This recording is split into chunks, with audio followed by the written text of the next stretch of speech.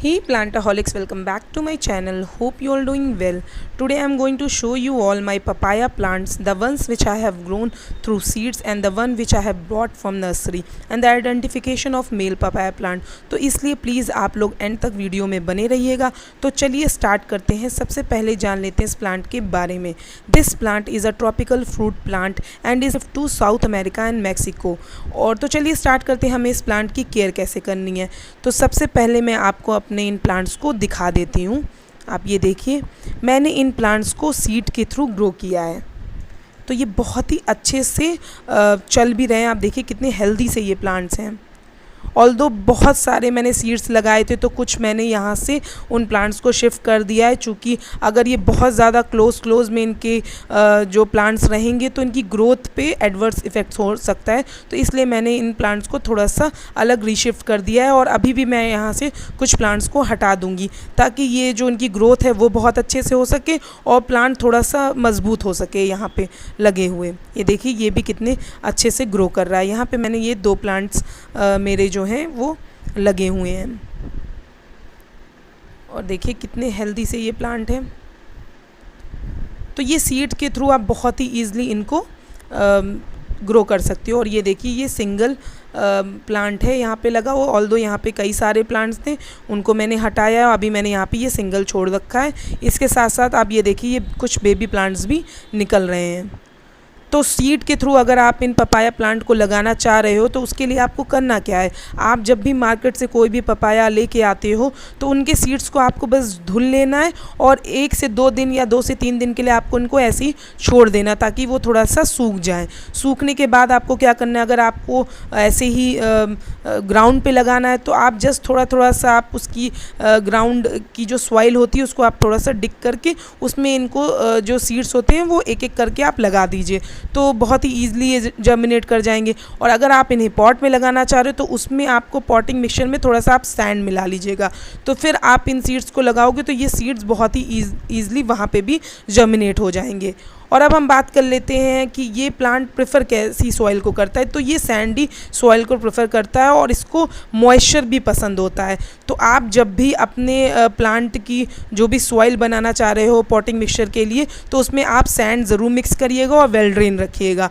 और इसके साथ साथ सनलाइट की अगर हम बात करें तो अगर आपको अपने इस प्लांट से बहुत सारा फ्रूट्स लेना है तो आपको इसे फुल सन में रखना होगा। जितना आप इसको फुल सनलाइट दोगे उतना ही इसकी ग्रोथ बहुत अच्छे से होगी। और अगर आप पार्शली शेड में रखोगे तो भी ये ग्रोथ तो होगी इसकी, लेकिन फ्रूट्स जो होंगे वो उतने अच्छे से नहीं आएंगे। तो इस बात का आप ध्यान ज़रूर रखिएगा कि जहाँ कहीं पे भी इसको लगाओ वहाँ पे एटलीस्ट इसको 5 to 6 आवर्स की ओपन सनलाइट ज़रूर मिले।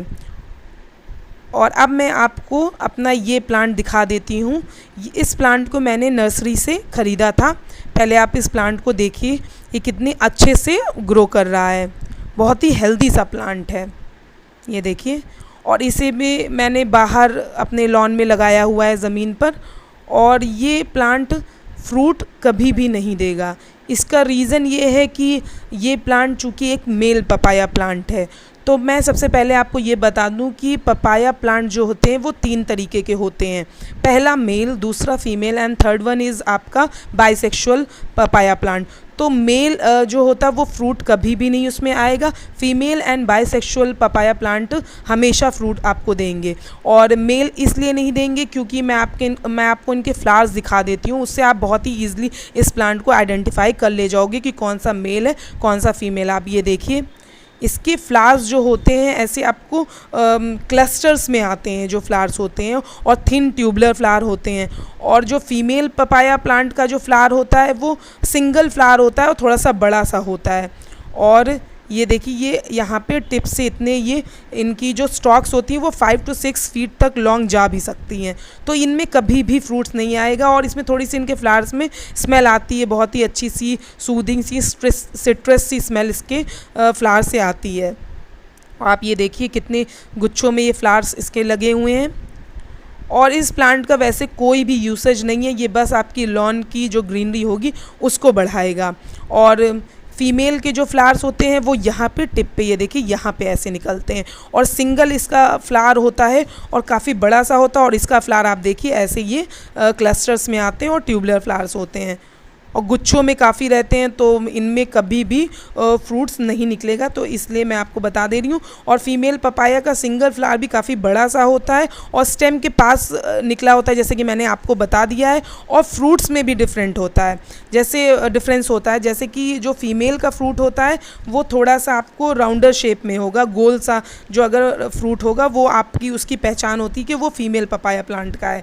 और जो बाइसेक्सुअल पपाया का फ्रूट है वो आपका इलोंगेट, आपको लंबे से अगर जो फ्रूट दिखेंगे तो वो आप समझ जाइएगा वो बाइसेक्सुअल पपाया प्लांट का है। और बाइसेक्सुअल पपाया प्लांट अपने आप ही वो फ्रूट बना लेता है, उसको किसी भी मेल फीमेल की ज़रूरत इसलिए नहीं पड़ती है क्योंकि उसमें अपने अंदर ही मेल और फीमेल दोनों ही ऑर्गन्स उसमें उस प्लांट में होते हैं, इसलिए वो फ्रूट्स को भी बियर करता है और फ्लावर्स भी उसमें आते हैं। तो ये चीज़ आप ध्यान ज़रूर रखिएगा कि यही दो जो प्लांट होते हैं फीमेल एंड बाइसेक्सुअल वही फ्रूट्स बियरिंग प्लांट होते हैं। बाकी मेल जो होता है उसका कोई भी यूज़ नहीं होता है। जैसे कि आपने बहुत लोगों से सुना होगा कि आप किसी भी मेल पपाया प्लांट को फीमेल भी बना सकते हो, तो प्लीज़ ऐसा कुछ भी मत करिएगा। बेवजह आप अपने प्लांट को थोड़ा सा तकलीफ़ में डालोगे। जैसे लोग बोलते हैं कि आप उसमें एक वुड जो होती है उसको शार्प नेल के फॉर्म में आप उसमें स्टक कर दो तो उससे आपके प्लांट का जो मेल से वो फीमेल हो जाएगा, तो ऐसा भी नहीं होगा।